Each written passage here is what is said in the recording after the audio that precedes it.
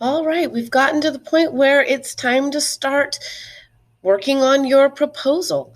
Once you are approved, once your proposal is approved, then you can actually start your research. You can actually start gathering data. Of course, you cannot gather data until both your proposal has been approved and you've gotten 100% on the ethical safety quiz.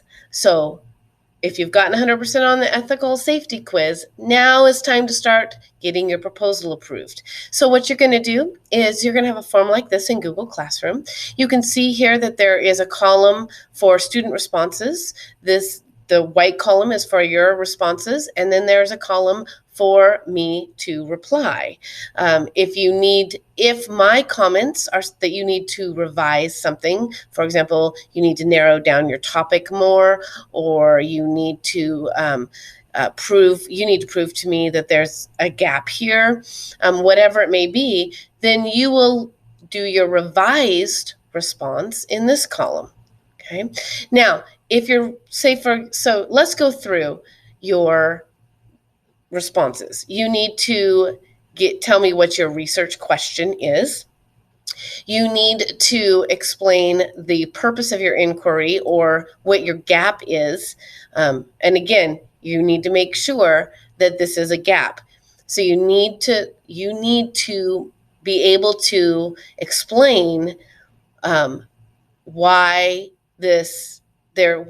how you have done your research and prove to me that this is really a gap. This is not just something you want to do, but there's really a gap here.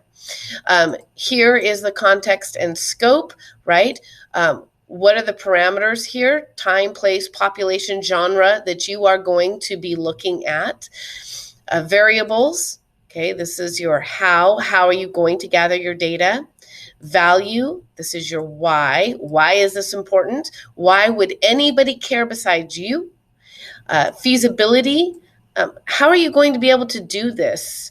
Prove to me that you, a high school student at Battleground High School, can get this done in the next few months. And finally, that problem statement that we were working on recently. So here's where I want you to write out your problem statement. Now, once you've done that and you've submitted it, then you will either get a comment from me, what you need to fix, or you will get a check mark. Okay? If you get a check mark, that means that part's good. You do not need to do a revised response. But if, on the other hand, I say, what research have you done, have you looked for that would show a gap here? Or something like that, right? So if I type something there, then that means you are not approved yet, and I'm expecting you to revise that response. Once you have check marks for each of these things, okay, and that you might not have a check mark, you might have a check mark here, and you might have a check mark over here, right? But once you have check marks for everything, then I will give you approval and you can begin your research. Okay? So if you have any questions about this, don't hesitate to email me. We will talk more about this in our Zoom. Talk to you soon.